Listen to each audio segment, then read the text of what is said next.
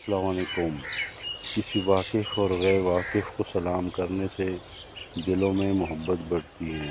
سلام امن و سلامتی کا پیغام ہے۔ سلام آپ کو بھائی چارے میں جوڑتا ہے۔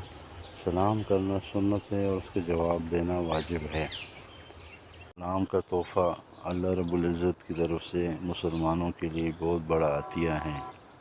سلام تکبر کا خاتمہ کرتا ہے اور ہر چھوٹے بڑے کو سلام کرنا اور ان کے سلام کو جواب دینا چاہیے۔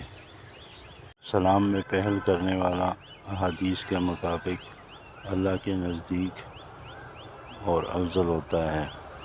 گھر میں داخل ہوتے وقت اگر سلام کیا جائے تو اس سے رزق میں برکت آتی ہے۔